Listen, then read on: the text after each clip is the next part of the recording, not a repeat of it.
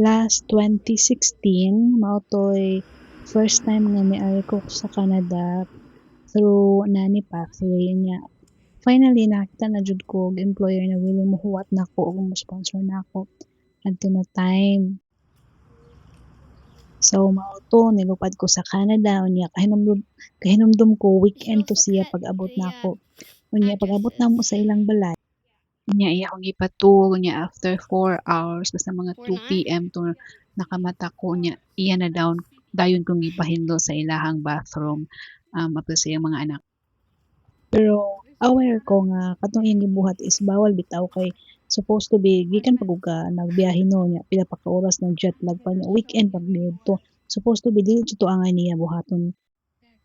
Nya before ko ni larga nagwasa ko og kanang mga rules bitaw para kahibaw ko nya dili bitaw ka ma-treat nga unfair kay kahibaw makasay imong mga rights pero unfortunately wala koy nahimo nanghindo gihapon ko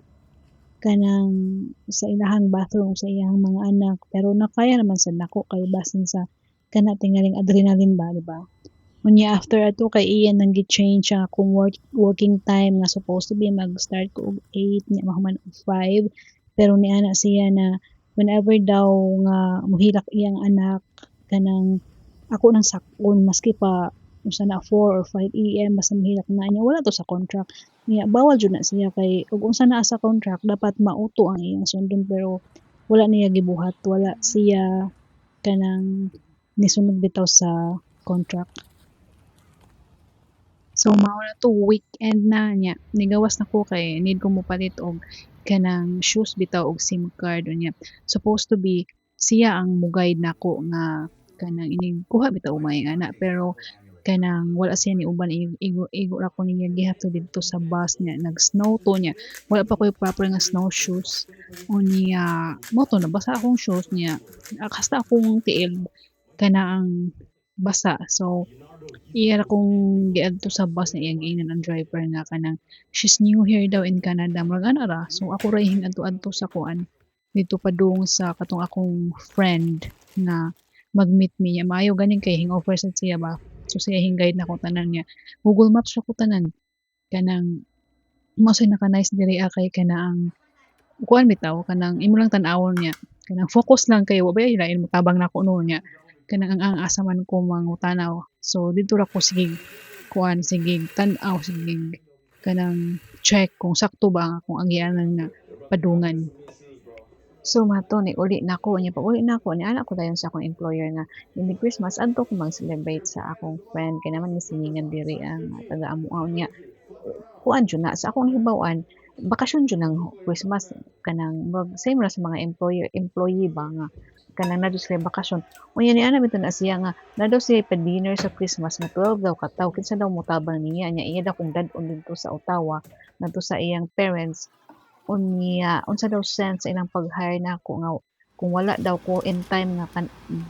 kinahanglan ko nila and kanang labi na if gusto daw nila mag night out sa iyang bana. Unya puwede man na siya 'no, pero ang iya lang tone pagstorya nako ba kay mura bitaw kanang automatic na jud nga dapat mao na akong buhaton. Wala bitaw siya ni-ask nga, "Oh Maria, is it okay nga mao nimo na?" Wala siya ingana, mura siya kanang nasuko siya ba sa akong gisulti niya nga plano niya. Mo to kanang hingsod na lang ko sa kwarto niya, iya kong gisunod didto adto niya nakigistorya siya nako. Nya mo to niabot sa iyang bana niya istoryahan niya unsay nahitabo. Giningan na iyang bana nga, "Oh kanang let's talk this tomorrow na lang daw kay Maria start bago pa daw siya diri niya." Sabton daw ko niya niana bitaw ng iyang asawa nga, "Yes kanang let's talk about this tomorrow but kanang she has to leave tomorrow kuno ingana." Iya kong pahawaon dayon ini nagkabuntag jud. So mao to akong gibuhat dayon wala unsaon man nako asa man ko padung ani nga kanang iya jud kong pahawaon dayon niya bawal sad to iyang gibuhat dapat naa jud siya kanang notice nga ihatag nako og dili siya mag-notice iya akong bayaran ingana ang naa sa kontrata. Ni akong gibuhat nagdali ko upang message sa mga kana bitong katong platform nga akong gikuan na diin ko nakakitag nani nangita na pud ko dito mga employer nga pwede nako kuan bitaw kay basin na mo-hire dayon di ako nahuna nga ana ko dili basin mo-hire sila dayon. Unya kanang true enough naay ni reply nako unya kana ang mag-interview siya dayon ako pagkaugma niya siya ni kuha nako didto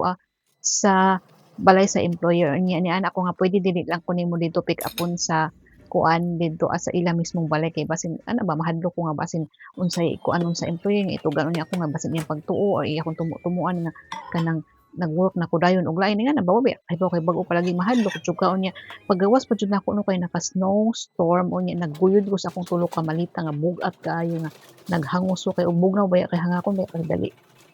So mao to pagkabuntag nasud na sad siya dito sa kwarto niya niya na siya Maria di ba ang imong reklamo kay katong dili ra ka mo off og weekend niya wala ba akong nireklamo iya kung gibutangan nga word nga nireklamo ko niya kanang so ni anak ko no dili na lang ko mopadayon og work kay kahibaw na ko niya sa iyang red flag na bitaw iyang mga gipakita kay diha to ka usa nga naghinlo ko sa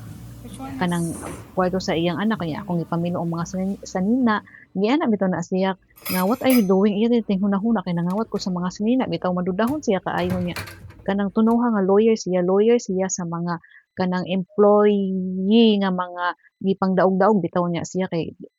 siya day nagbuhat og mga ingana nya ang tanan kwarto na ay CCTV unsa man nimo paglihok lang na ay CCTV tanan oy nya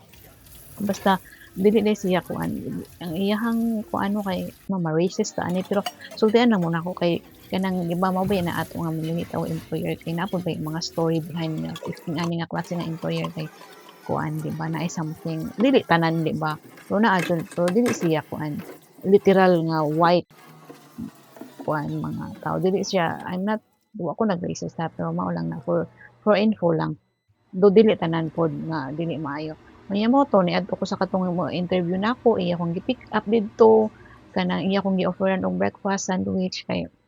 buotan man siya Asian nya gidala ko nila sa balay gipamit sa iyang family sa iyang mga anak nga mga shy sad kaayo niya after adto kay katong friend nga nitabang nako primero bitaw pagpalit og mga staff siya ang nikuha nako nya iya akong gidala sa balay nya siya ang ni-offer nga motabang nako og pangita og employer nya ngadto sa ako sa iya while mangita unya dili siya Pinoy and ended up nga iyang anak ang nahimo akong employer.